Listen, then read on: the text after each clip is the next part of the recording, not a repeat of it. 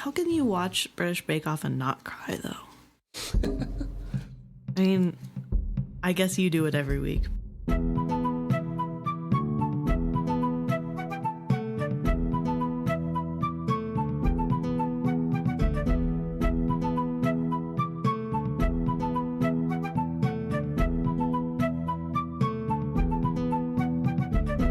Welcome back to another episode of Is Fitz Happy? I'm Luke. And I'm Emma.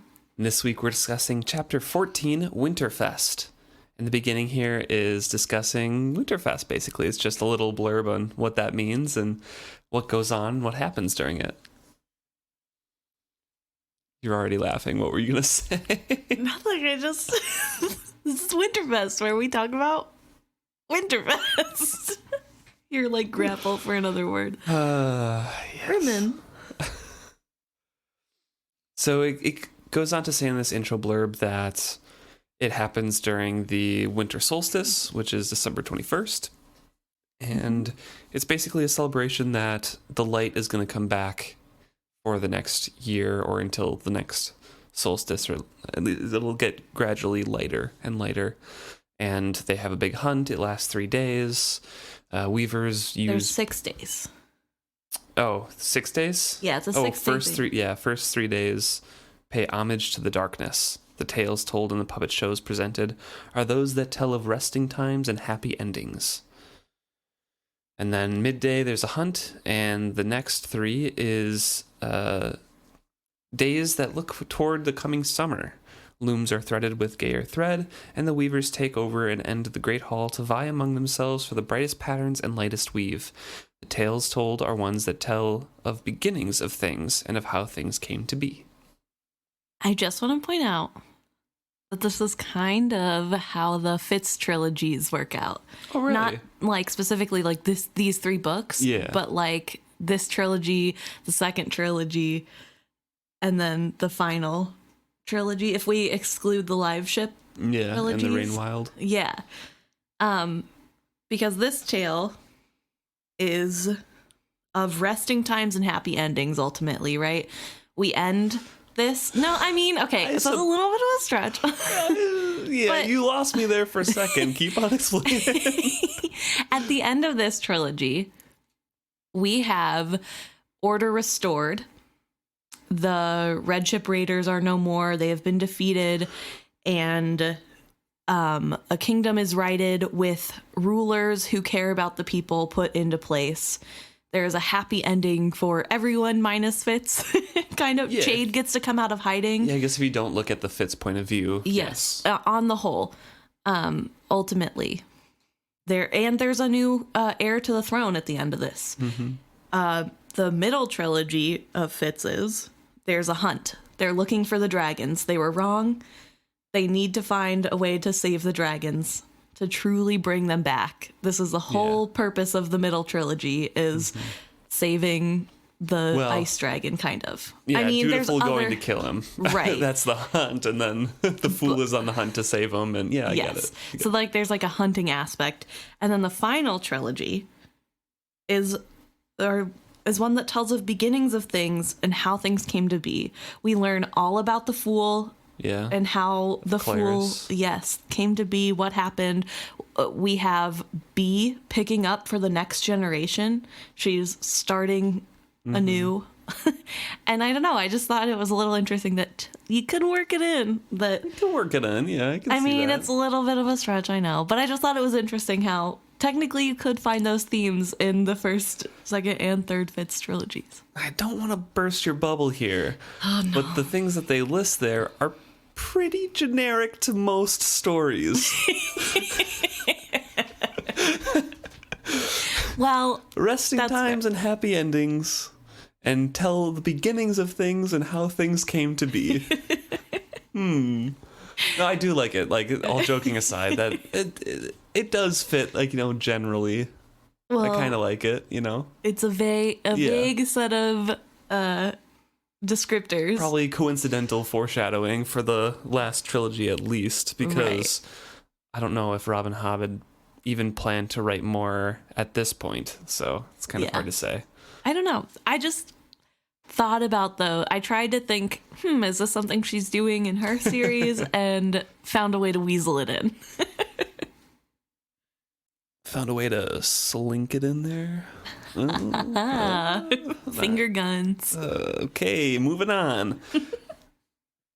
Starts off with Fitz talking to himself about trying to see the king and how he did not manage to do that. He had not forgotten that promise. He was still going to ask the king for Molly's hand in marriage. And he kind of goes there and then gets turned away and then just kind of leaves. Which the fool kind of berates him for later on. But right. Wallace is at the door. He's like, no, he's not taking any visitors. And then Fitz kind of gives up and goes back to his room and then looks through Verity's manuscripts again of the Elderlings and, more importantly, as he points out in the next paragraph, of the skill users. Mm-hmm. Because then he's wondering on, thinking on how to draw them out without bringing dangers to them. Do you just make a general announcement at Winterfest? Like, right. He's not making any progress, basically. Basically, yeah. And it also here starts his thought process on, well, what if we use the skill users we have? Yeah. And he begins musing that they don't like him, but that doesn't mean that they weren't faithful to Verity, which is very optimistic. It is. From his perspective. I think the general tone is that he gets it's optimistic. That's true. But it's just this, well, since there's no safe way to call the skilled people that we need, why don't we just use what we have? And then, well, maybe that's not super safe. But also, Verity could probably retrain them. Galen's gone. And it kind of goes into a little description of all of the people who are left, basically.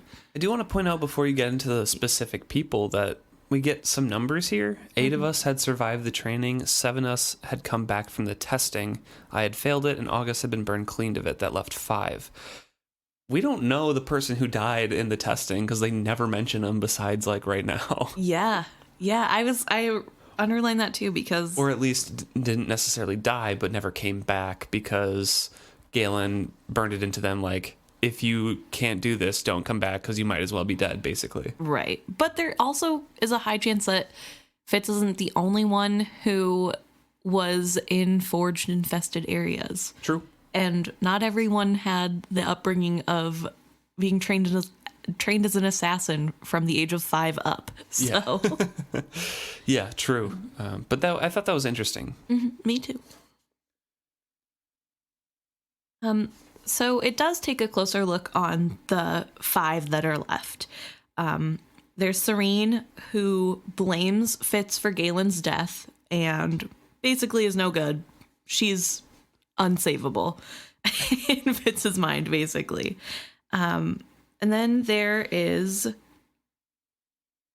Justin, and he apparently is a very proud skill user. Yes. He's very too full proud. of himself. Yes. And then there's Carrot, who used to be a Is that what we're going with? Like, I know we had this kind of conversation before because it sounds really close to Carrot. Yeah. Oh, should we just call him Carrot? I think that's the easiest. What did we say before? I don't remember. I think I went with Carrot. Oops. Well, if there's any contingency problems, someone will let us know, I guess. Consistency problems. Yes. So Carrot Top. Carrot used to be sleepy and likable, but his eyes seem empty now. So he also seems a little unfortunate. Burl had let his physical strength from being a carpenter go into fat, so he's kind of lazy now and probably just uses the skill for everything. And Will is the last one, and Fitz says Will had always been unremarkable. Skilling had not improved him. Which, we know he underestimates Will, first of all, as does everybody else. And I think he underestimates Burl because he's still strong. Yeah. but it just like Fitz's view on this is all kind of shaded, and I don't know. He does not have optimistic outlooks on any of these people. No, this is kind of the judgiest we see Fitz. I think typically we see him size people up in different ways, and it's not always positive, but usually there's like a little bit of good in there of like, here's something that's like good about them that I should be aware of, but this is all kind of like regal. I suppose. Anyone of like the noble court who does nothing, he does not have a high opinion of. That's fair. This is directly like peers. The first time that we see direct judging of people who are on his level, sort of. Mm-hmm. And I think it's just, I wonder if that comes from a place of insecurity, where he's kind of trying to justify his dislike for the group by saying, well, they're not that great anyway. Right. You know? Yeah. Although I'm sure some of his assessments are true, that doesn't necessarily mean that these people are ones that he should be assuming are useless, which I think he does. I don't know. During this musing, though, he has fallen asleep, and Night Eyes warns him that someone is coming. So he kind of wakes up in the midst of his bed covered in scrolls, gets his knife ready, and then Night Eyes says, "Oh, it's your female. It's fine." And Fitz sniffs the air and says, "Oh yeah, it is Molly." So Night Eyes was using his senses, and Fitz was using Night Eyes, and they little example of how they're working harmoniously together a little bit more that Fitz didn't even realize, really. Right. And Molly comes in, and she is concerned for him because the last she has heard and has seen is Fitz laying on a bed bandaged with a bunch of rumors going around about various things as we get into. Right. And Fitz decides to pretend to be asleep. Yep. Probably just to see what she'll do. And she, is tuts over him like a mother hen, picks up his belongings that are sprawled around him. He's fallen asleep in the middle of his papers. So she picks them all up and puts them on the desk. And then, she goes to give him a kiss, and he can't stand pretending any longer and pulls her into a kiss. He says, "Yesterday I had been a man seldom touched. The clap of a friend on my shoulder, or the casual jostling of a crowd, or too often lately, hands seeking to throttle me. That had been the extent of my personal contact. Then last night, and now this." And that passage right there really kind of hammers in the lonely aspect of Fitz's life. Mm-hmm. Because we hear it all the time, like, "Oh, I'm so lonely, like, I don't have anybody," and it's true. But we're also like, "Oh, Burrich loves you, and Verity loves you," but like, he doesn't have anybody besides the people down at the docks who were his friends to like high five him and clasp him on the shoulder. Yeah, like he didn't really have any hugs or anything like that. Right. Burrich doesn't seem like a super affectionate man. He's not, like, straight up not. Patience probably has hugged him, twice ever, maybe? Mm-hmm. I think she would love to hug him more. Oh, yeah. But it's all, like, there's obviously awkward things there. So it really kind of, that passage specifically does drive in a little bit more of Fitz has had a very deprived childhood of any emotional or physical contact. Right.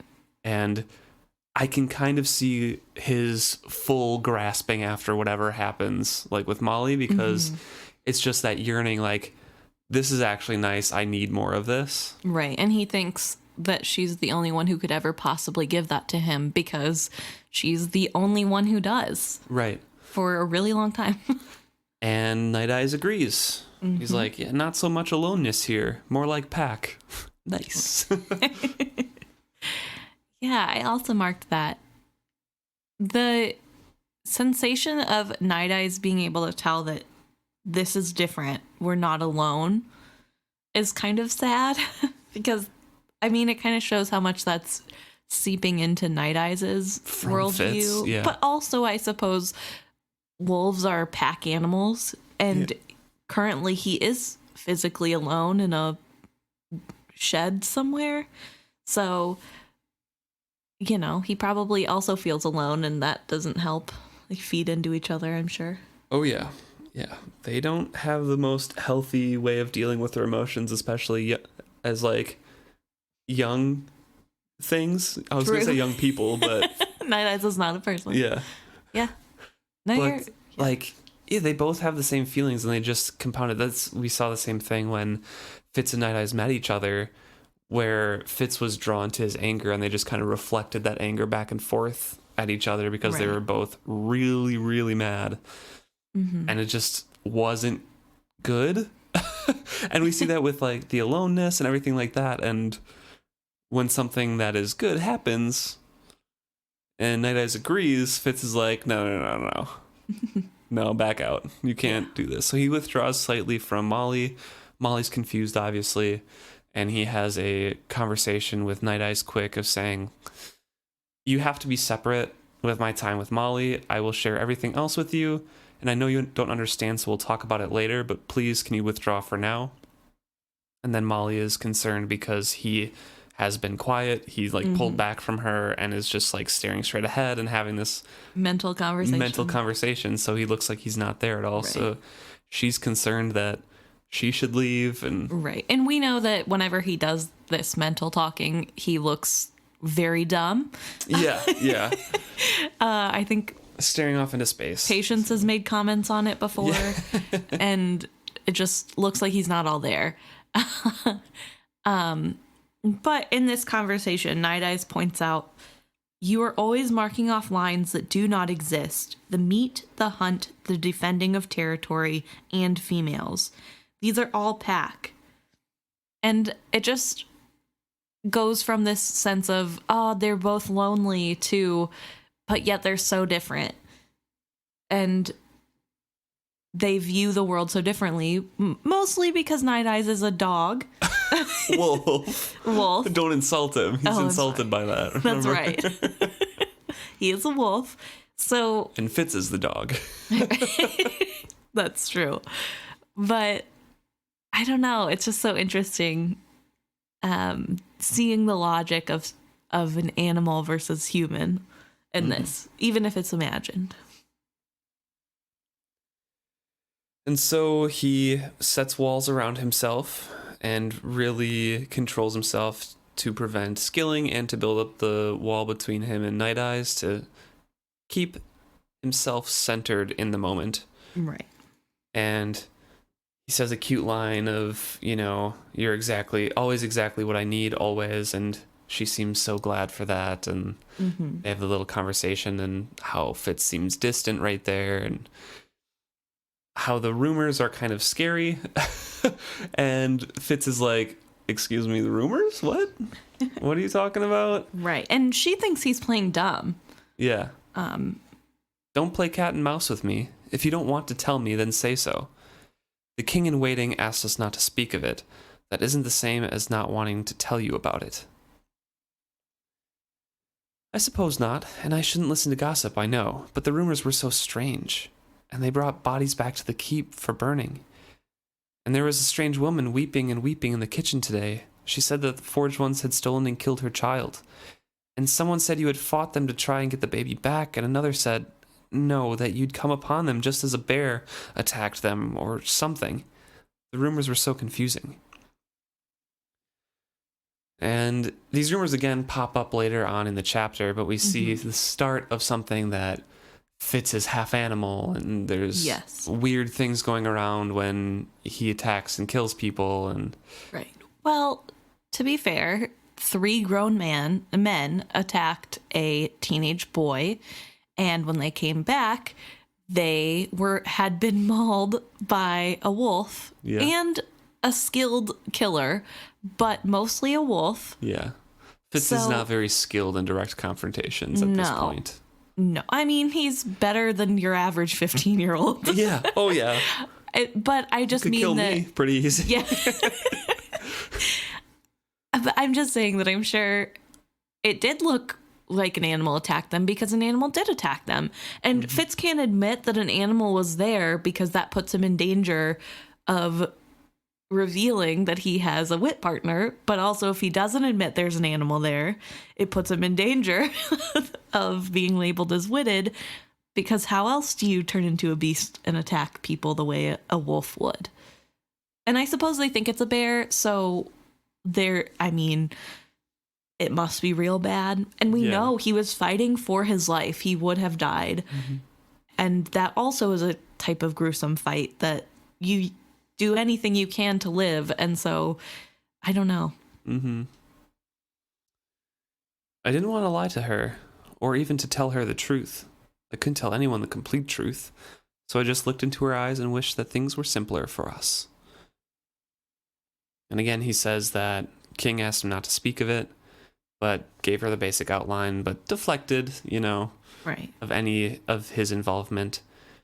And then he brings up again the skill dream he had of Molly, of how she was in Silt Bay fighting off the raiders, and she fills in some details about it and says, like, how do you know this?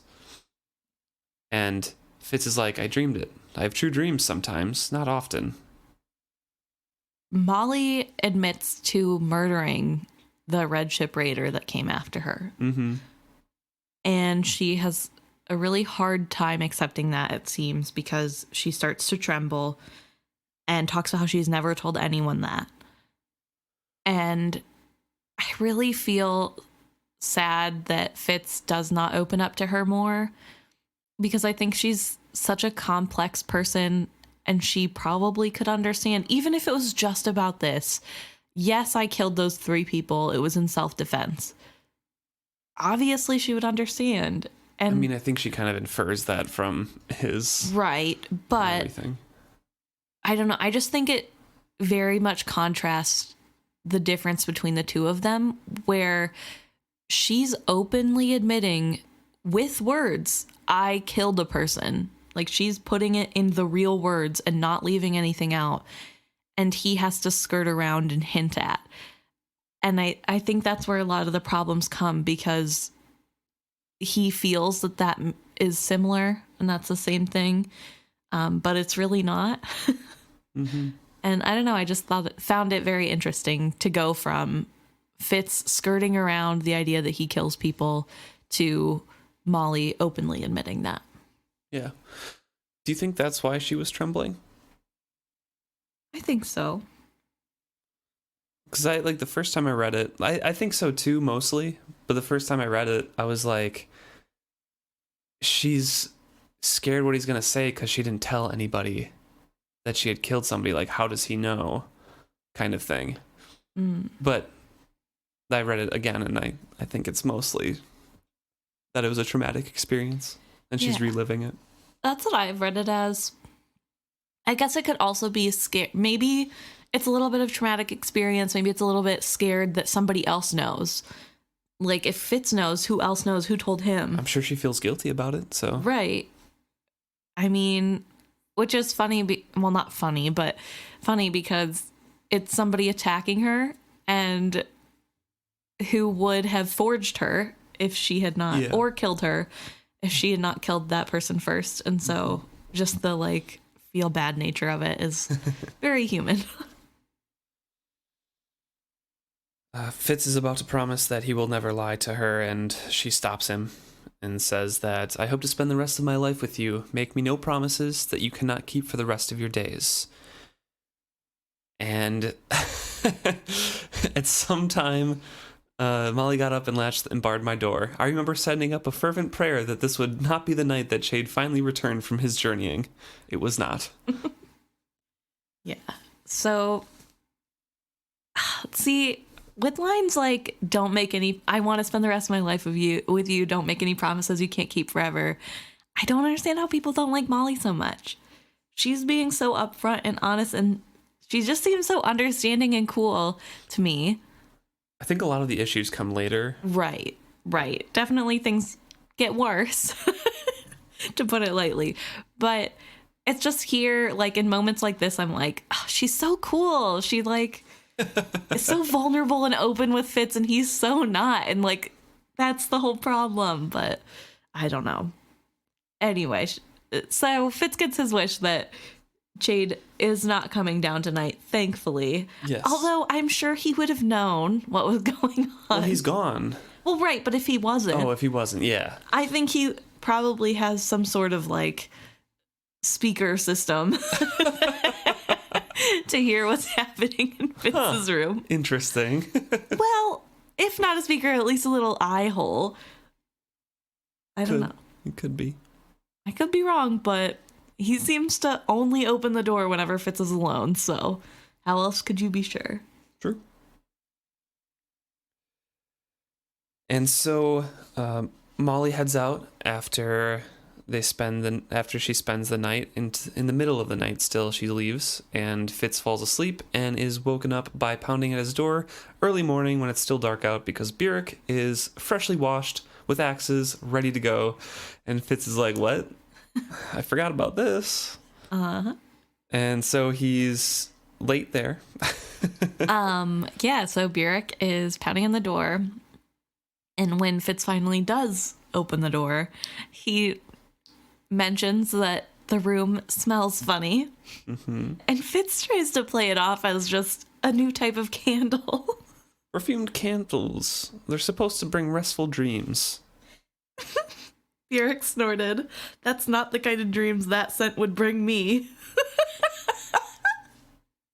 It's just really funny because Burrich knows. I don't know why he needed to ask in such a weird, roundabout way. I don't know.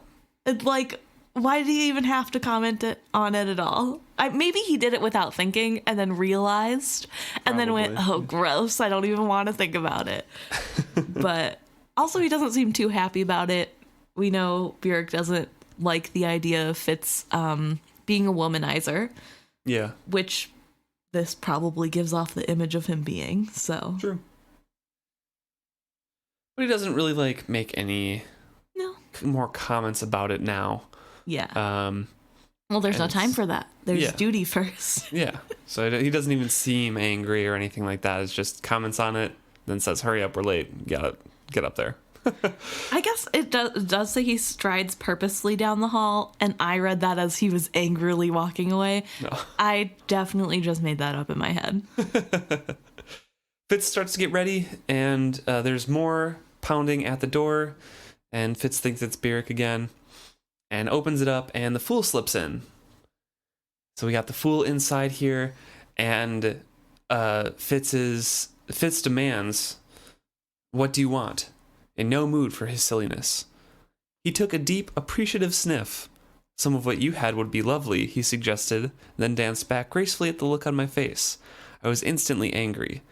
He leaped lightly to the center of my tousled bed, then to the other side, putting it between us. I lunged across it after him. "But not from you," he exclaimed. So, fool knows as well. Yes, I'm sure everyone knows. Well, not everyone, but anyone who comes to the room. But we do have, this is the first time we've seen Fool since he made a fool out of Fitz. Mm-hmm. And Fitz is still kind of mad. Oh, yeah. Especially more so now. I mean, it's only been a few days, I think, technically. Yeah, that's fair. It feels like more days, but that's just because... It's because we take a long time in between recording. Yeah, that's true. Yeah, so Fitz is obviously still angry about that, and he wants the fool out of his room because he thinks that their friendship is kind of on the rocks. Mm-hmm. 2, he's mad at the fool for embarrassing him, and 3, he is late to a meeting with Burrich and Verity. Yeah. So. And the fool kind of picks up on this. Mm-hmm. He stops his joking around and asks seriously, "Are you truly upset with me?" Which is very rare because the fool doesn't really do serious or straight to the point questions. At least in the first 2 books, for sure. Yeah. And I think it's really interesting because we know Fitz has been thinking about this at least once every chapter between when that happened and now. And he is mad at it. Yeah. He was mad, at least. He, up until this point, has said how mad he was at the fool. But as soon as the fool asks him, I said guardedly, "You made a fool of me that day. with that song before all those people. He shook his head. Don't take titles to yourself. Only I am the fool, and the fool is always only what I am, especially that day with that song before all those people. And I just found it very interesting that as soon as he gets asked about it, he's like, oh, I guess I was upset, but I'm not anymore now that you're here. And it's just such a weird, they have such an interesting relationship that's so, I don't know, so strange. Mm-hmm. Which makes sense because of who the fool is, but... And who Fitz is. And who Fitz is. They're both a bunch of weirdos, but in the most loving way possible. And I don't know, it really stuck out to me that it's literally been like 2 or 3 chapters since that happened, and at least once every chapter we hear about, I can't believe the fool did that to me. We're not friends anymore. I hate him.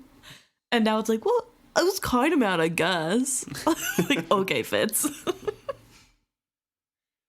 Fitz once again says that, like, okay, I need to go though, and kind of tries to get the fool to understand, like, hey, you have to leave too. And the fool is just like, oh yeah, go ahead. That's fine. Go ahead. And I'll stay right here. Yeah. Fool, I began uncomfortably. You are my friend, I know. But I like not to leave you here in my room while I am gone. I like it not when others enter my room when I am not there, he pointed out archly. I flushed miserably. That was long ago, and I apologize for my curiosity. I assure you I have never done it again. Nor shall I after this. And when you come back, I shall apologize to you. Shall that do? It says that he's going to be late, or in his head that he's going to be late, so he needs to kind of wrap this conversation up. Uh-huh. And asks the fool why he wants to stay in his room, basically. Asks if he's in danger, and the fool's like, I always live in danger, but I look for a way to escape it or at least lessen it. And he points to the scrolls of Verities, containing the Elderling knowledge and the knowledge of the skill users that Verity has found. And Fitz then is very reticent to let him look at that because it's something that Verity himself entrusted to Fitz, and Verity was not really keen on letting other people see it. Even Fitz, really. I mean, Verity gave Fitz the key to the scrolls and everything, but it was something that Verity had entrusted to find out for himself, to look for patterns and do it quietly. Mm-hmm. And for Fitz to let somebody else into that is maybe seen as a little bit of a betrayal of trust. Right. Well, he thinks to himself, it is one thing to trust a friend with one's own possessions. It is another to allow him those another has put in your safekeeping. So he really, it's not even about him not trusting the fool. Like it's about his trust with Verity, pretty much. And Fitz offers to ask Verity first, and the fool comes back with, the less connection between Verity and me, the better it is for both of us, the fool spoke flatly. You do not care for Verity? I was startled. I am the king's fool. He is the king in waiting. Let him wait. When he is king, I shall be his, if he does not get us all killed before then. Fool's a little salty. Yeah, he's pretty mad. He explains his point later on, but he's pretty angry at the whole situation, I'm sure, here. But in saying something a little negative about Verity, it's kind of raised the hackles on Fitz, because Verity's his king. Why would you badmouth somebody so great, is basically his question. And the fool points out, he may be your king, but my king is Shrewd. And there's no reason for that to make either of us angry. It just is what it is. And Fitz points out, that may be so, but at least I'm not making fun of Shrewd in front of you. And Fool points out that he doesn't visit him either, so I guess they're even. Fitz says, like, I was turned away, and Fool's like, Would you walk away from that if it was Verity's door? And Fitz is like, probably not. Mm-hmm. And the fool comes back with, why do you give him up so easily? The fool spoke softly like a man grieved. Why does not Verity bestir himself for his father instead of luring away Shrewd's men to his side? And Fitz basically says that, Verity didn't lure me. Shrewd just has not seen fit to call for me, basically. He doesn't call on me. Mm-hmm. I help Verity out instead. Right. And I've gone to Verity's side, which is a little bit of a self-delusion. Mm-hmm. And even though Verity hasn't specifically lured Fitz over, Verity has been kinder to Fitz in general, and that is something that is very alluring to Fitz. Although, now I rarely take Shrewd's side in things. But is Verity being that much kinder than Shrewd was to him, or is it just that Verity doesn't like Regal? No, I think Verity has been much kinder. He sent him toys before, like his old toys. He's actually had conversations with him. He, treats him like a general person, like he's valued. I guess, yeah. Well, I think Shrewd treats him like he's valued. Yes, but as a tool, and the whole Mountain Kingdom thing really upset him. But I kind of think Verity, in some ways, treats Fitz like a useful tool, too. And as much as I love Verity and I like the relationship that he has with Fitz, I still think that there's a little bit of Verity using Fitz in it that I don't think I talk about very often, if at all. But I think it's harder because Shrewd is the king currently, and so it would be hard as a young child to warm up to someone who is the literal ruler of the world in your eyes. I mean, obviously just their kingdom, but when you're young, might as well be the whole world. And has the power of life and death over Fitz, which Verity will have eventually, but because Verity does not hold the power yet, I think it was easier for Fitz to get closer to him because there wasn't that looming presence of maybe he's the king. I mean, I think there's always going to be a level of using people when you have superiors telling people what to do. Right, definitely. And yeah, Verity does use Fitz, but he's sorry for using Fitz, and Shrewd is not. Shrewd uses the tools that he's given, and I think Fitz can sense the feelings of Verity, and he is connected with Verity through the skill, and is like, I don't know, I just think there's more of a connection there, not just from alluring him over because Shrewd is the ultimate and Verity is lower than him, and I don't think that's approachable happening necessarily. I just think that maybe it's all a little bit of a show, That's not necessarily what I wanted to say, but I can't find the words I want. The Fool does say that we both have common enemies as men of our kings. We both do not like Regal. So, why can't we get along, basically? Why can't we share these resources? We need to, all that we can to, stand united against something that we both dislike. And he says that these scrolls are not a task that can wait upon Fitz's convenience. It's something that needs to be done. And the Fool is very desperate for the information that could be contained in this. Yeah. He first comes to Fitz and is like, hey, I'm going to read these, or I'm going to stay in your room at least, because you stayed in my room that one time, trying to guilt Fitz into it. Fitz doesn't really go for that, or he's sorry, and the Fool tries a plea on, like, why can't we, be against Regal here? And Fitz is kind of on the edge, and then finally the Fool has to come to him like, I'll offer you a bargain. Let me read these, and I'll tell you who I am, or, like, the secret of me. Yeah. he's really trying to manipulate Fitz into letting him read these, which, I mean, the Fool could do at any point when he was gone, but, I mean, it's manipulative, but at the same time, the Fool really wants to stay on good terms with Fitz. Right. That's very clear. Because he could have just snuck in at any point. But it just, reading this scene is just like, wow, the Fool is like really going hard at just, like we were talking about, using Fitz in any way he possibly can.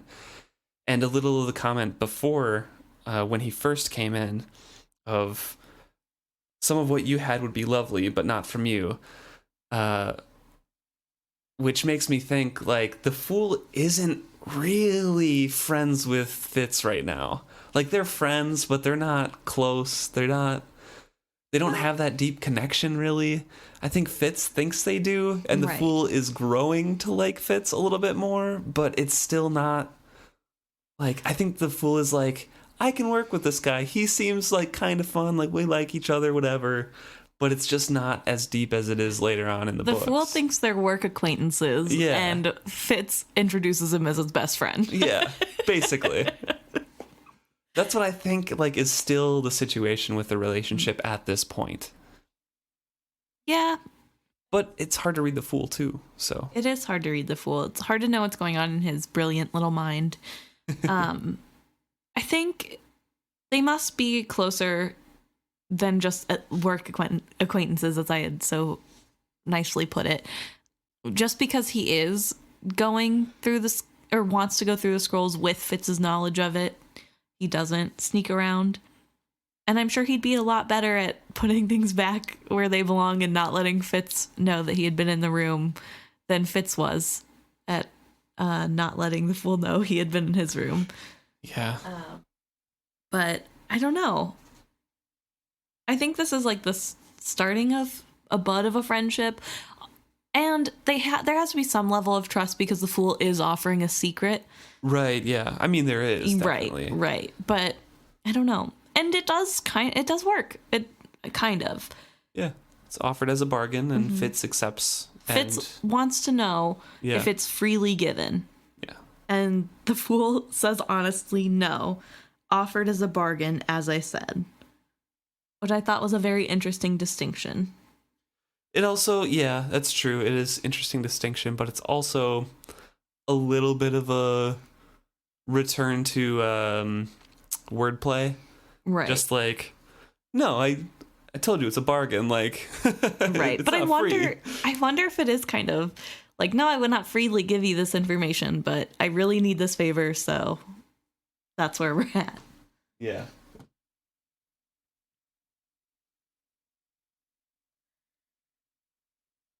So Fitz gives him the room. He says, I'll see you later. Latch the door when you leave. And he rushes up the steps to Verity's tower. Runs. Yes. Yeah. And gets there, and Burrich is kind of frowning at him. Verity is already skilling out, and he's turning towards him with basically like a vacant expression. Says there was a drugged look to his eyes and mouth, a laxness painful to see when one knew what it meant. The skill hunger gnawed at him. I feared what he wished to teach me would only feed it and increase it. Yet how could either of us say no? I had learned something yesterday. It had not been a pleasant lesson, but once learned, it could not be undone. I knew now that I would do whatever I must to drive the red ships from my shore. I was not the king, I never would be the king, but the folk of the six duchies were mine just as they were shades. I understood now why Verity spent himself so recklessly. And again, that touches on a little bit of what we spoke on last week, of what you were hinting at. Was that idea fully Fitz's, that he came to organically, or was it prompted and pushed by his contact with Verity? Well, he's having the idea again only when faced with Verity. As Verity is skilling. Yeah, but the line of thinking does specifically touch on that. Sure. I'm just saying that yeah, it's interesting that it only pops up whenever Verity's around, which I guess you get to thinking about other things, but I don't know. I do want to say if it is a push from Verity. I don't think Verity is aware of doing that. Interesting. I don't think he would feel like he had to instill loyalty because he feels that already from his contacts with Fitz of like how much he adores Verity and everything like that. I don't think he would feel the need to push Fitz further because he already feels sorry for what he's had to put him through. It's my personal feelings about what Verity would and would not do. Obviously, we don't even know if he did have influence on that thought or not. Interesting. I don't know if I agree fully. I don't think he's like as ruthless as his father or Chade, but I think it's possible for him to see an opportunity and think, well, I'll just nudge him a little bit closer to the right path.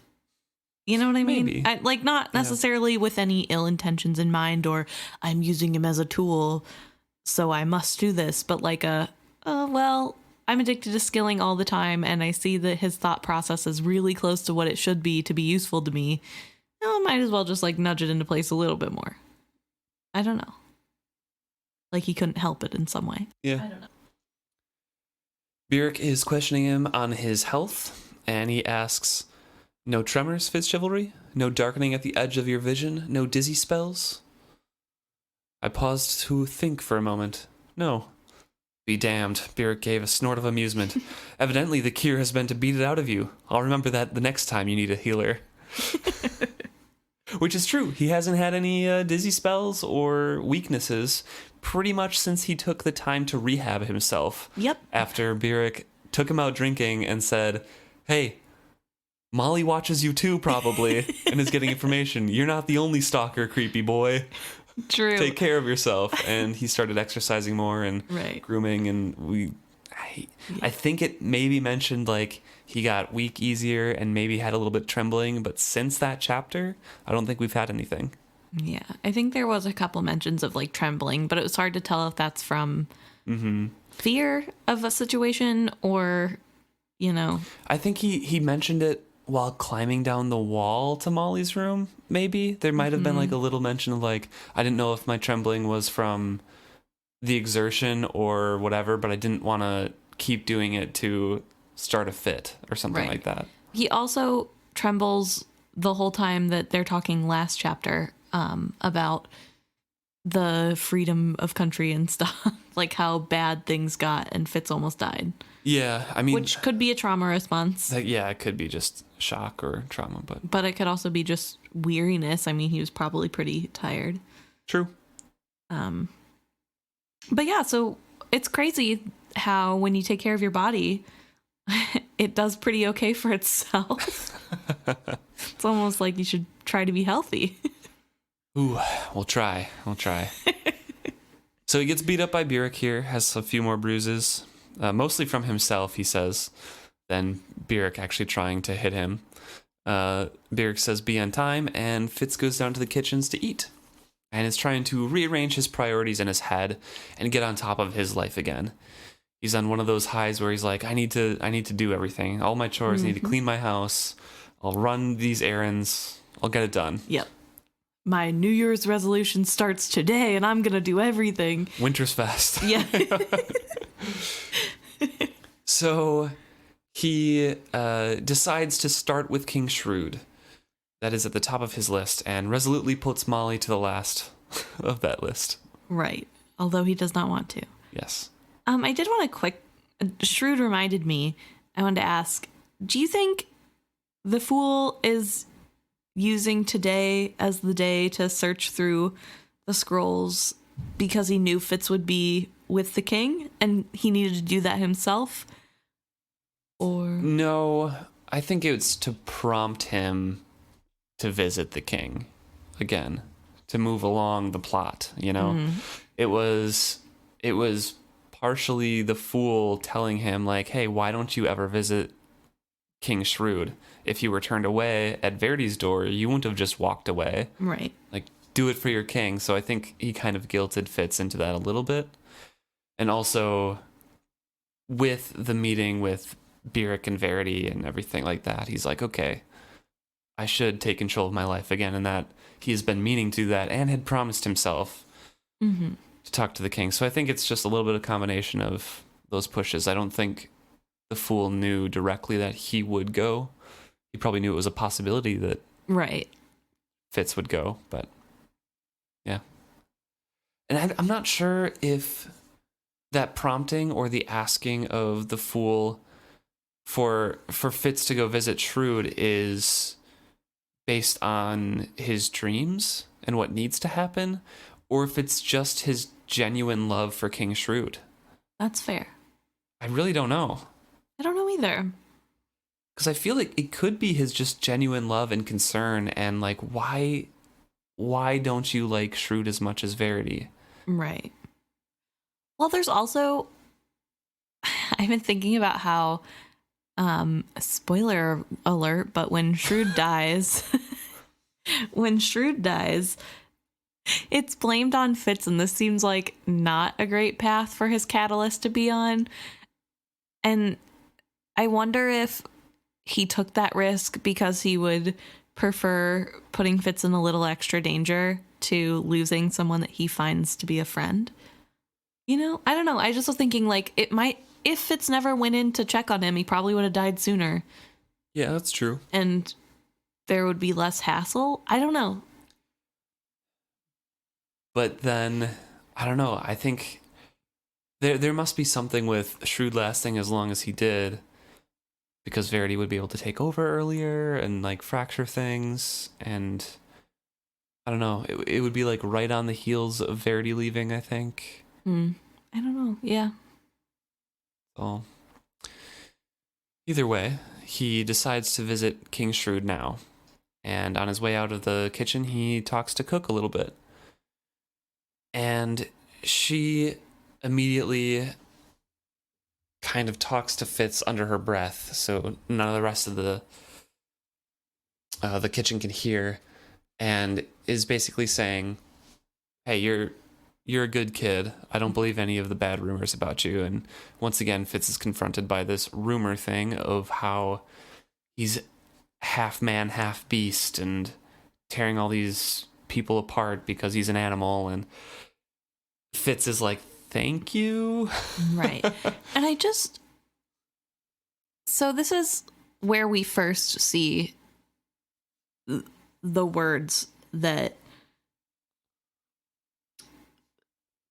you fight like a beast because you're more than half beast are what they say. That's what the people are saying. Why are people calling him a half beast? Is this like a sort of racism towards mountain people that they're beast-like, or are people guessing he's witted? I just don't understand where. We know that the bodies are basically mauled, but why do they start associating him as a half beast? That seems so specific and weird. Why didn't they just say he is an animal?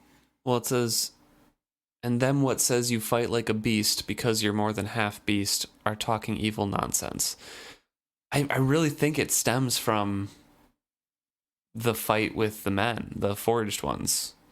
And like the rumors spread, like there were animal prints around, there were jaw marks on almost all of them, scalp was torn to shreds, like all of that sort of stuff. Like, so you think this is directly related to wit? Like this is people like starting rumor. They don't know right now, but they're like starting rumors that he must be witted because of. I don't know if they're saying it's wit, but I think there's like there's those connotations. It's just associating him with the animals at this point because like he's a crazy berserker fighter or whatever. Right. But that's what I don't know. I guess I just don't understand how they so quickly get to the half beast. Because he was the only one there when they found him, but there were animal prints around. I don't know. It's just, it's common folk superstition. What are we to understand that? I don't know that anybody would be looking at the footprints around and noticing that there are dog or wolf prints. Maybe, but I don't know. It just feels like, I guess maybe they were like looking closer because they wanted to not believe that Fitz would do this on his own. Who knows? I don't know. I just found it very interesting that we see the start of the beast man rumors. And we also have Cook being so sweet. I'll not have ill said of you here in my kitchen. It's just so nice. She's always liked Fitz. Right, but I think it's nice to be reminded every once in a while that there are side characters that we don't get to hear much from that also love and support Fitz. Mm-hmm. And he mentions that he's going to go wait on King Shrewd, and she sends him up with some tea and some of his favorite pastries. Mm-hmm. And Verity chimes in, like, hey, those are my favorites too. And Fitz is very startled because he didn't know that Verity was still riding with him. And they have a little conversation where Fitz is kind of embarrassed about not realizing it. And Verity's like, I'm sorry. Like, do you want me to leave you alone? I'll make sure that you know whenever I'm still with you. And Fitz just basically says, don't leave yet. We'll just ride it out. We'll experiment here, see how far we can take it. Mm-hmm. Do you think Fitz is doing that because he knows that the king is bad and wants Verity to see? Or do you think it's truly just... I think it's truly just... Let's see if Shrewd can figure it out. Well, it's because they need to figure out how to carry this anyways. That's like their goal for the spring. I guess, yeah. And this is the second day that they're trying it. So if they can maintain contact this long without Fitz knowing it, it's a good test for Fitz to go on and carry on a conversation, but still have Verity in his head. Yeah. I think that's what they're thinking about, because that's what the axe is for. It's for training this specifically. Right. And learning how to fight with an axe, but... So he heads up to Shrewd's door and pounds on it until Wallace eventually comes and unlatches it and opens it. And Verity is very surprised that it is even latched to begin with. Mm-hmm. And that his father usually has a man posted at the door. But we know from Fitz that a man hasn't been posted there for a while because the last 3 times Fitz went to the door. It's just been Wallace answering the door. Yep, because it's been locked from the inside. So obviously Verity doesn't get to see his father very often in his own chambers. Yep. So when Wallace answers the door, he tries to say, King's asleep, he won't see you. Or at least he was asleep before you pounded on the door, and either way, you're not coming in. And so Fitz puts his foot in the door and shows his fox pin. Not the fox, but it's just a redstone pin. Oh, that's right. The fox is Ketcherkin later. Right. I forget. I just assume it's fox. Anyway. She's the vixen queen. So he shows his red pin that the king gave him and says... The king gave me this, and whenever I show it, it means I will be permitted to his presence no matter what. And Wallace replies with, even if he's asleep? He placed no limitations on it. Do you? I glared at him through the cracked door. And then he concedes and lets Fitz in, and kind of starts talking some smack. Just by all means, come in. Super sarcastic. Come see your sleeping king. Bother him. Bother the ill man more. What could be better for his health, basically. Mm-hmm.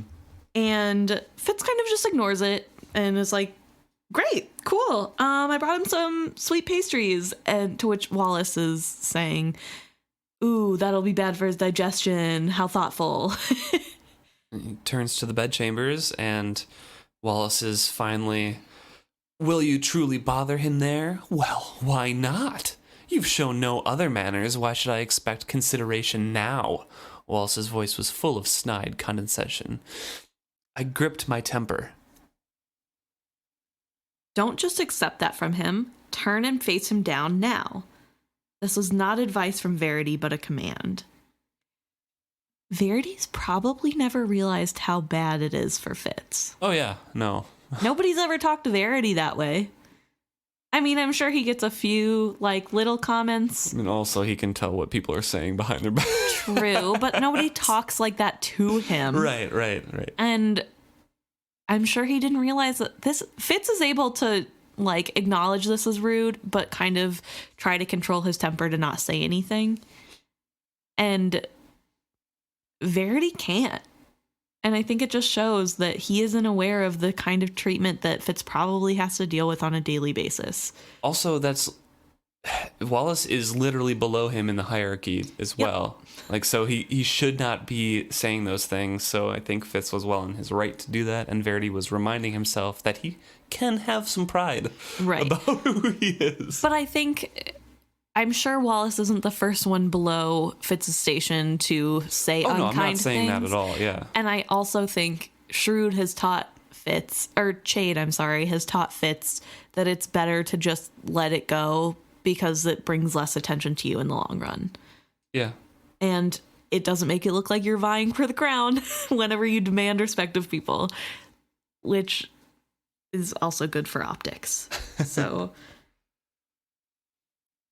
So Fitz questions Wallace after this that the room smells like smoke, and why are you using smoke? Because, this isn't a thing that healers or sick men should use. It's for pain, basically, right? Or a drug.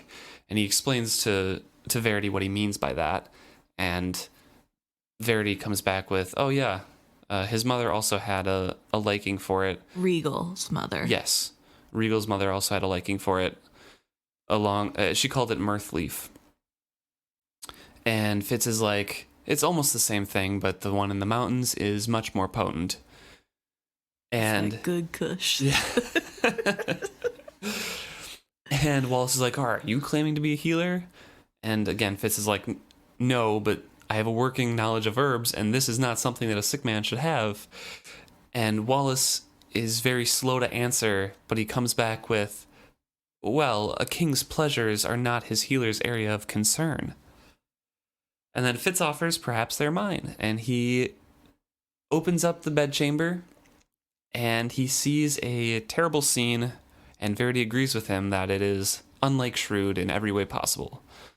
It is very messy, it's dirty, it's closed, there's no windows open, there's no sunshine coming in, the fire's on very hot. Very dank, very musty. Just not looking good. No. Beside it was a goblet of lukewarm red wine and a bowl of some nasty gray gruel in it. I set the vessels on the floor and brushed the table clean with my shirt sleeve before setting the tray down. As I approached the king's bed, there was a fusty, fetid smell that became even stronger as I leaned over the king. This is not like Shrewd at all. Verity shared my dismay. He has not summoned me much of late, and I have been too busy to call upon him unless he bids me to. The last time I saw him was in his sitting room in an evening. He complained of headaches, but this... Wallace is peering around the door, and Fitz becomes super angry, slams it in his face, and locks it. And Verity does not think that's a good idea, which it is not. Well, he only says something after Fitz starts opening the windows and cleaning the room. Yeah, that's true. Yeah. That's when he's like, okay, Fitz, you're being a little rash here. Flings wide the wooden shutters and, jerks aside the tapestries and everything like that. And Verity's like, well, we shouldn't do this. And then starts cleaning things and tries to tell Verity to send, serving people to clean up this room, send, a serving boy with warm water so we can have a bath. And Verity's like, I can't do that. And if you took a moment, you would know why those orders can't come from me. Right. Because no one knows Verity is looking out of Fitz's eyes. Exactly.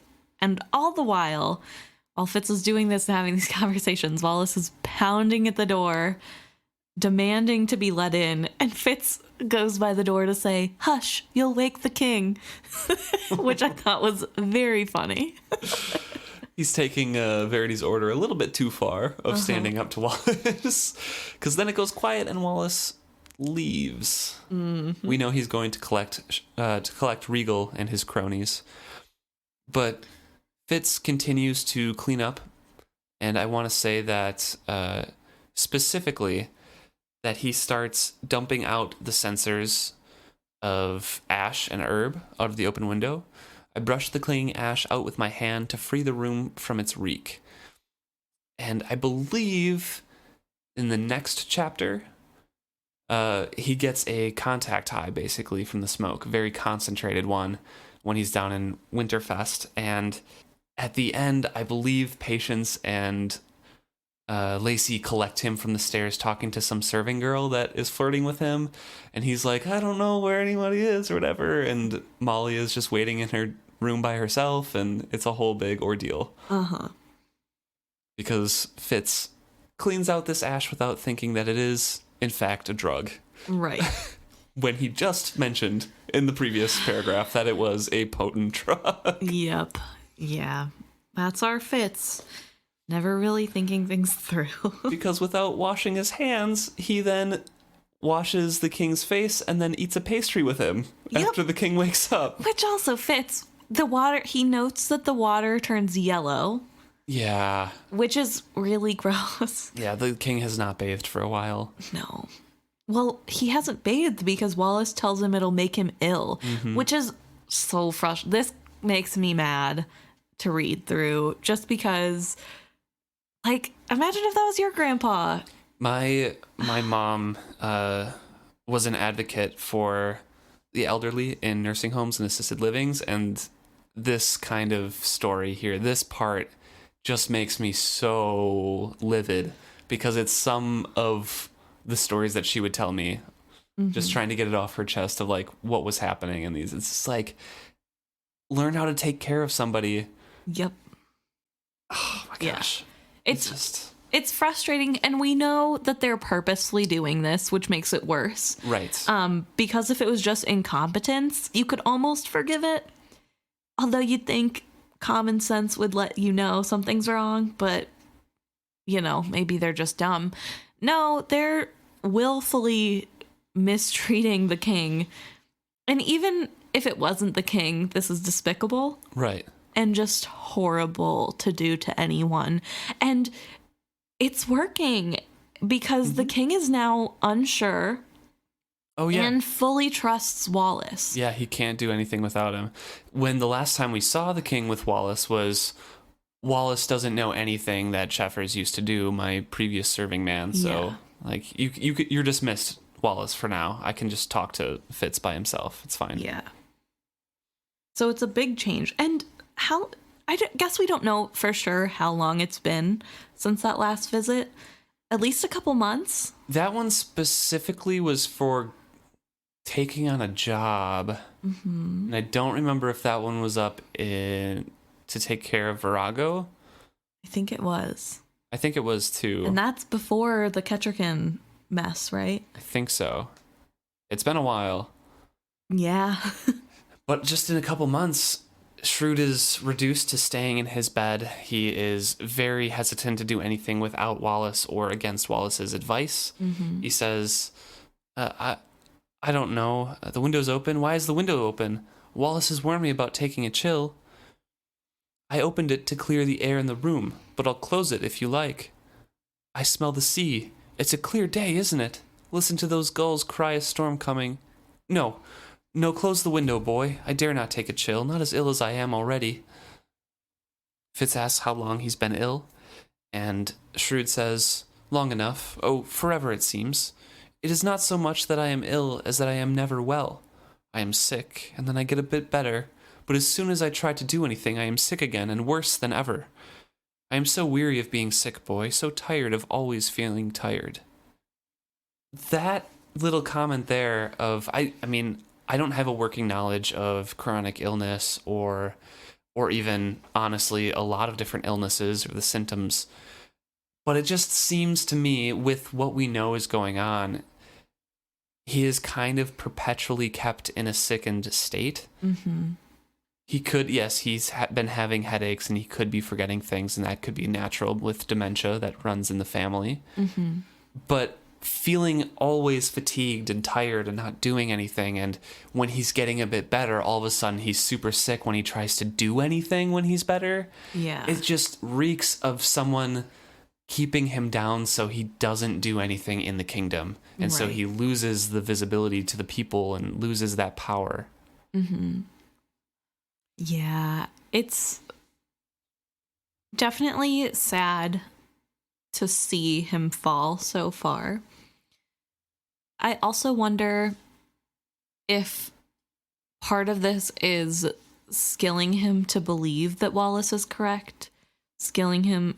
We know that whenever the weaker you are, the easier it is for skilling to happen to you. That's why Galen broke down everyone so that he could more easily get into their mind and pass their defenses to shape them the way he wanted to. And so I wonder if the theory is don't bathe him, don't change his sheets or clothes, get him high all the time so he's delirious. Just this way we can more easily take from him from the skill, but also get in his mind and make him believe us. Though if they had the idea to make him believe Wallace, why wouldn't they just have him declare Regal king? But right. I don't know. They have a little conversation. Fitz is still trying to entice him to have some tea, have some pastries. They eat a pastry together, and Shrewd seems to be doing okay. He bade me join him, and I ate a pastry with him, licking the rich filling from my fingers. I understood why they were his favorites. He was well into a second when there were 3 solid thuds against the door. Yep, Fitz licking his fingers after cleaning out the ash. Smart. Yep. Super smart. And Regal is at the door, and he is basically demanding, like, if you don't let me in, you shall die where you stand, if any harm comes to my father. Yep. And Shrewd is very kind of upset and very questioning at what is going on, because he's like, what's this, boy? The door barred? What goes on here? Regal, what goes on here? They pay me to hear the king's voice crack querulously. Across the room, I unbarred the door. It was flung open before I could touch it, and 2 of Regal's more muscular guards seized me. They wore his satin colors like bulldogs with ribbons about their necks. I offered no resistance, so they had no real excuse to throw me up against the wall, but they did. It awoke every pain I still bore from yesterday. They held me there while Wallace rushed in, tut-tutting about how cold the room was, and what was this, eating this, why, it was no less than poison to a man in King Shrewd's condition. Regal stood, hands on hips, very much the man in charge, and stared at me through narrowed eyes. Rash, my boy, I very much fear that we have overplayed our hand. From Verity. Mm-hmm. Regal confronts Fitz here, asks him what he's doing, and you know, like, why he was doing the things he was doing. And Fitz kind of responds with the truth here. He says, I came to report, and I saw that he was ill cared for, so I took it into my own hands. And then he says that I found his chamber untidy and musty, dirty plates left about, the linens of his bed were unchanged. And he says I dare speak the truth to my king because he has ever demanded it of me, and we have that understanding with one another. Well, because Regal cuts him off to say, dare you say such things? Yeah. Regal hissed. So Regal's really putting on this performance of... Oh, yeah. Fitz is trying to meddle with the king, Mm-hmm. which is odd because the only one not in on this little play is presumably the king. So I don't know who he's putting this act on for. There could be some other guards in his thing that aren't for sure under his wing, I guess. Yeah, but also, like, why would he tell his guards exactly what his plan is either? I suppose. Wallace for sure knows what's going on, I guess. But not the guards. And I guess you never know who's listening and whatnot. So. But it's also to say, how dare you say such things in a room that clearly has a stack of dirty plates by the door next to you is disgusting. Like, how's he gonna pretend like he doesn't have eyes? Mm-hmm. Like, I don't know. It just makes me so angry. Regal in general makes me so angry. Something in the confrontation had stirred Shrewd to a shadow of his old self. He pushed himself up in bed and looked about himself. The fool has likewise made these complaints in his own acid way, he began. Wallace dared to interrupt him. My lord, the state of your health has been tender. Sometimes uninterrupted rest is more important than rolling you out of your bed to fuss with a change of blankets or linen. And a dish or two stacked about is less annoyance than the rattle and prattle of a page come in to tidy. King Shrewd looked suddenly uncertain. My heart smote me. This was what the fool had wished me to see. Why he had so often urged me to visit the king. Why had not he spoken more plainly? But then, when did the fool ever speak plainly? Shame rose in me. This was my king, the king I had sworn to. I loved Verity, and my loyalty to him was unquestioning. But I had abandoned my king at the very moment when he needed me most. Chade was gone. For how long, I did not know. I had left King Shrewd with no more than the fool to protect him, and yet when had King Shrewd ever needed anyone to shelter him before? Always that old man had been more than capable of guarding himself. I chided myself that I should have been more emphatic with Chade about the changes I noted when I first returned home. I should have been more watchful of my sovereign. He's really hard on himself here with kind of good reason. Yeah. He has neglected his duty to his sworn king. Mm-hmm. Chade told him that he was going to be traveling and gone, and Fitz didn't really do anything with his time. Besides, He fought a few forged ones. He helped Verity out in a couple cases, but Chade left, and Shrewd was kind of left by the wayside then. Yep. Yeah, and it's really sad, this moment of Shrewd doubting himself. Yeah. This is the powerful Shrewd who has always been the chess player, not a chess piece. Mm-hmm.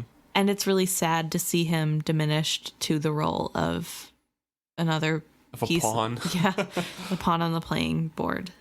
And I don't know, it's just really hard. I mean, we see little bits and pieces of it all along of where's Wallace, and I might catch a chill, Wallace said so, and I don't think I should do this thing that I clearly want to do because Wallace told me not to then see Wallace cut him off mid-sentence and then make him unsure of what he's saying. Yeah. It's just so gross and horrible. It's mean. Yeah. Mean doesn't feel like a good enough word, but it is. And it's just, as much as I am hard on Shrewd and don't like him as much, I feel like I'm being really easy on him this chapter because I feel so bad for him.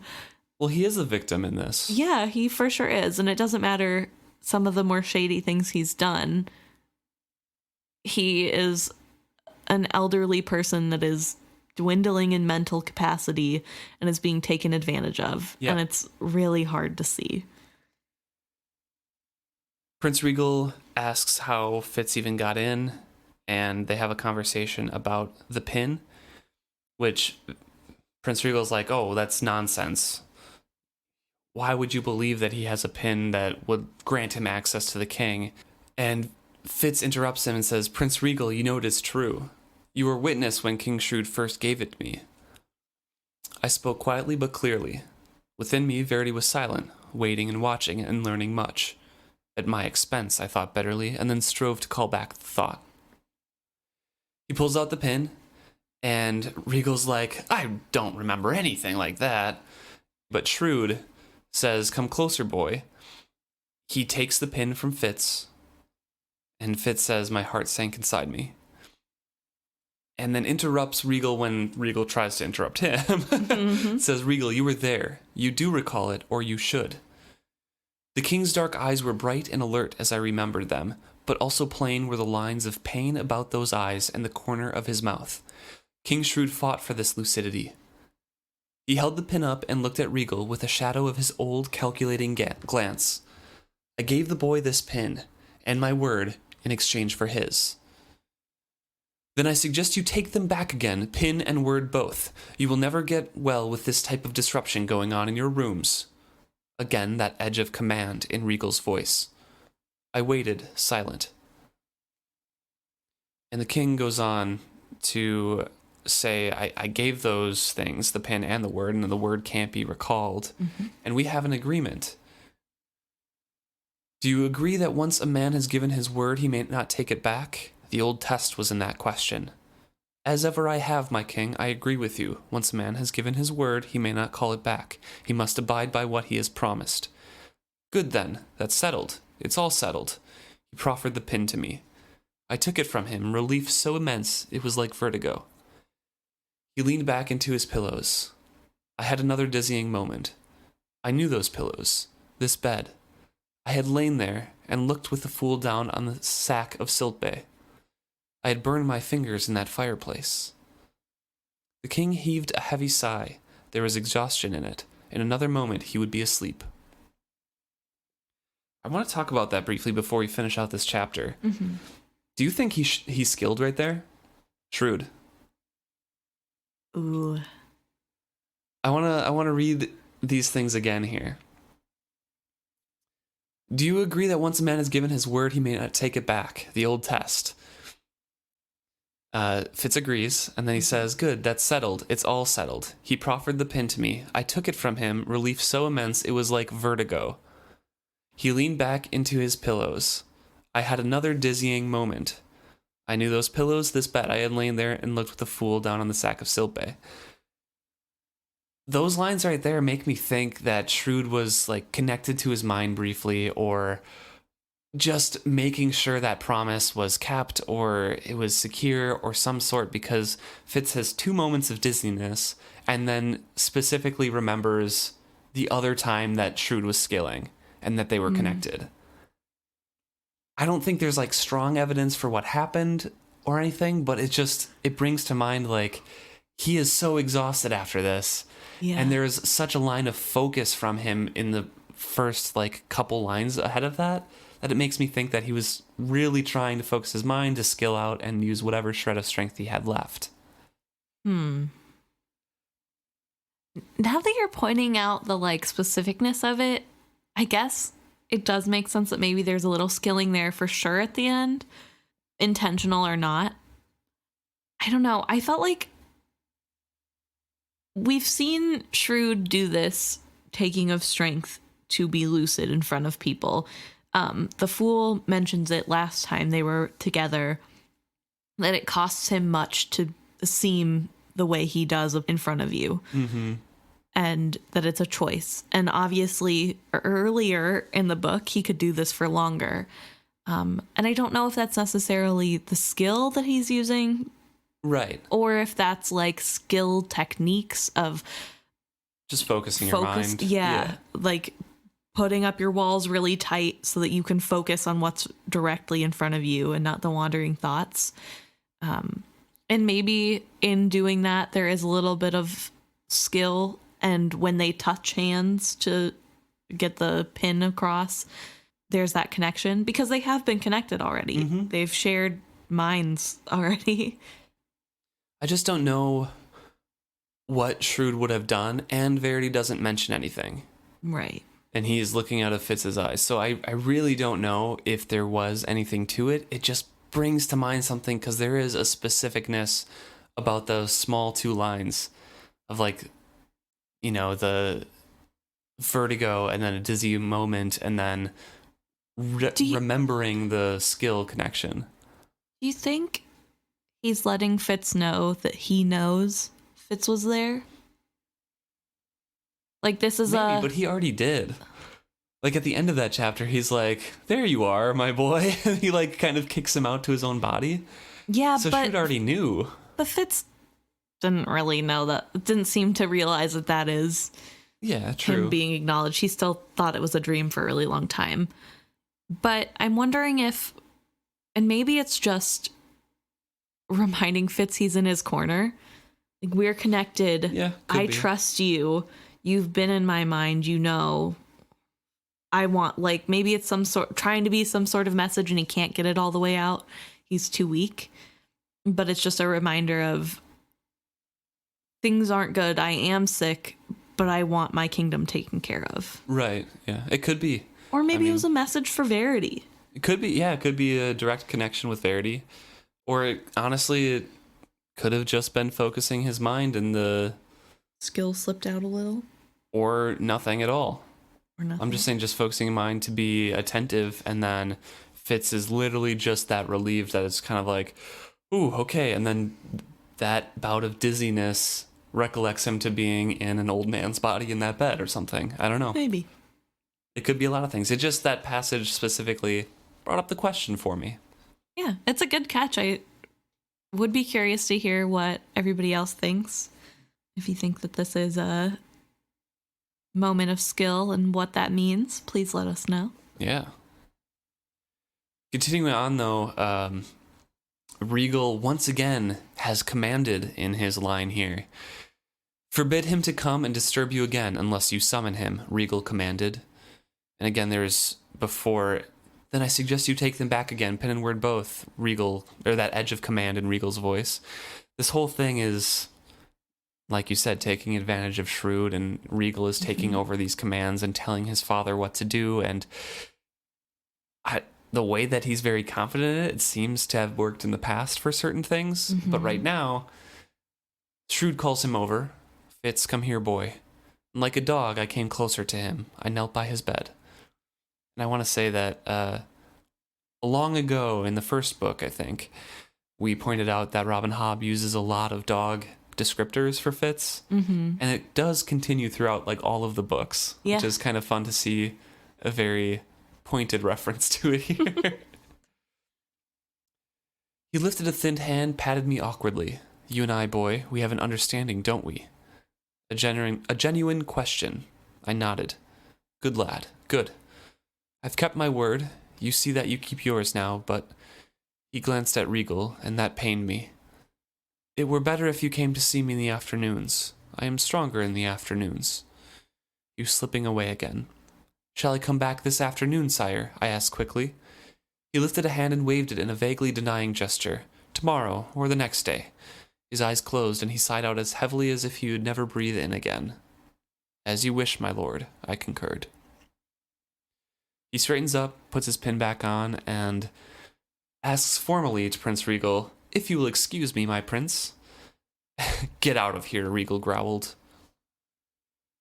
And he leaves Shrewd's chamber, realizes he didn't ask Shrewd for permission to marry Molly, and says I didn't want to do it anyway in front of everybody else. Right. And asks Verity to leave him alone. I'd like to be alone for a while just now, my prince, if you do not mind. He vanished from my mind like a bursting soap bubble. Slowly, I made my way downstairs.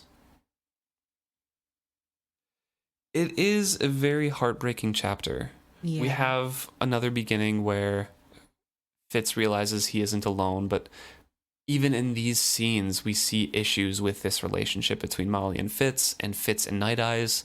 Boundaries aren't set. There's not truth between all of them. There's just issues with everything, and as rereaders, we know where it's ending up, and it is pretty tragic where that ends up. Yeah. Even if, 6 books later, there's somewhat of a happy ending, briefly.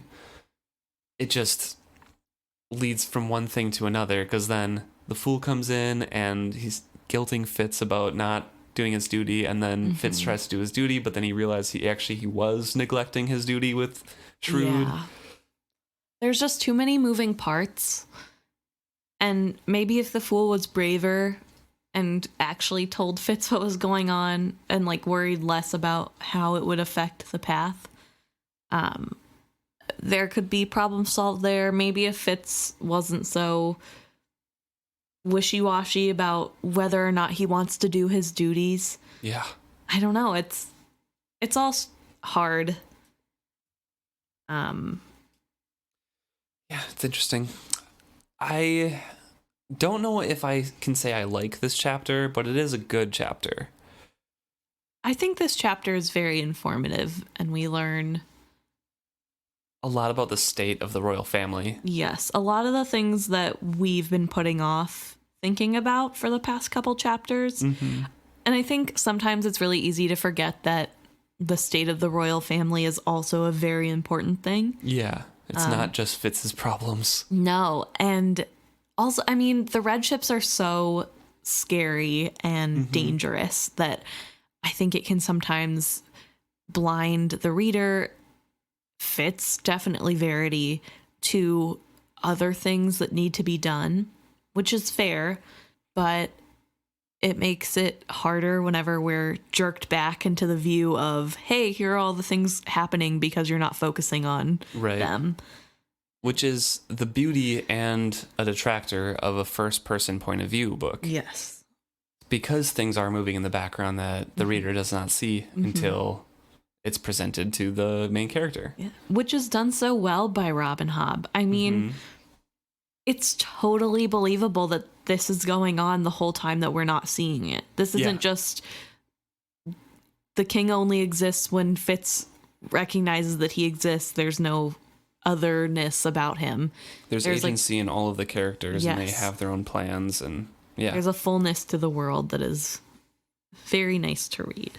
I was thinking this chapter in general is a very good kind of foreshadowing for the rest of the series, because we can see, like I mentioned before, the issues with Molly and Fitz, how Fitz doesn't want to tell her anything. We see rumors being spread about him being half man, half beast, and that crops up a little bit later in this book. We see Verity very in the skill when we meet him in person, and then later on, Fitz doesn't even realize he's still connected to Verity, and then he pops up randomly, and that happens in the third book, kind of like, oh, man, I'm still connected with Verity, and he's still alive. That's great. And we also see the rise of Regal and the decline of Shrewd. It's all kind of set up in this singular chapter, and the rest of these storylines play out through the rest of this book and into the third book. Right. It's a very pivotal look into the future. Yes. We get to be the fool for a moment. Brief moment. Yes. No one can fully understand the fool. I do also want to just finish up with a lighter note. Something that I found a little funny. The end here talks about Verity vanishing from Fitz's consciousness, like the bursting of a soap bubble. Something that we didn't mention earlier because it's not super important, but I wanted to bring up, is that whenever Fitz and Molly are together earlier in the chapter, hanging out, Fitz describes Molly being near him at the sensation as like a soap bubble floating on the wind. And I just found it really funny that twice in one chapter we have these like little mentionings of soap bubbles, and I just was wondering if maybe this chapter was written while like near a bathtub. And it just really made me giggle a little bit. There's a lot of soap bubblies, which I don't think I've ever seen used up until this point. Maybe, but it also gives me big Glinda the Good Witch vibes. So I don't know. I just thought I'd point out that little funny tidbit to lighten up this little bit of sad ending to a chapter. Thanks so much for listening with us, and please share your opinions on anything you have going on. Do you think Shrewd's skilled out? Do you not? What's going on with Fitz's loyalties to the people all of a sudden from last chapter? Anything like that. Thanks so much for listening to us. Email us at isfitshappy@gmail.com.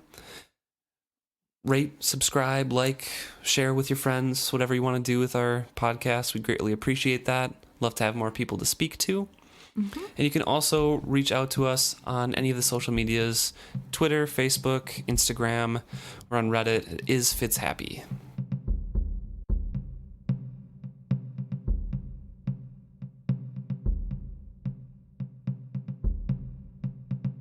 Okay, so now we only have one thing to talk about, and that is a message that we got on Facebook from Carrie.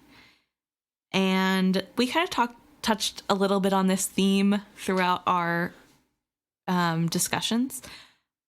But Carrie wrote to talk about the Fitz's 180 turn of loyalties. Is Fitz's general confusion and flip-flopping a product of being influenced by a combination of wit and skill streams? In the midst of trying to be loved and belonging somewhere, we have Burrich's and overall cultural disdain of the wit, Shrewd's skill command in the first book, Verity's skill influence and loyalty, and then Galen/Regal's skill coterie doing who knows what behind the scene to subtly direct his thoughts. My headcanon is that it is partially why Fitz becomes a hot mess in the next book, making bad choice after bad choice, then flopping at his attempted assassinations of Regal. This 180 moment is a pivot point for me. And then also talks about how Fitz is a very unrelated unreliable narrator, and that makes lots of room to theorize about what's going on. And I wanted to touch on this a little bit, because I don't think I even thought about the wit coming into play here. I just was focusing on skill, I think. But we do know that Fitz is very largely influenced by heavy emotions. Yeah. I'm thinking specifically of Night Eyes whenever he finds Night Eyes in the town square. The anger leads him there, and he doesn't even realize that the anger isn't his own. And so I wonder if this room full of two grown men who are both probably feeling a little bit like, frick those red ship raiders. Those are the worst. That maybe Fitz is picking up on this and feeling, you're right, I hate the red ship raiders, and that should be my top priority because of the wit. And I don't know, I just really like the idea that the wit also has something to play here. It could.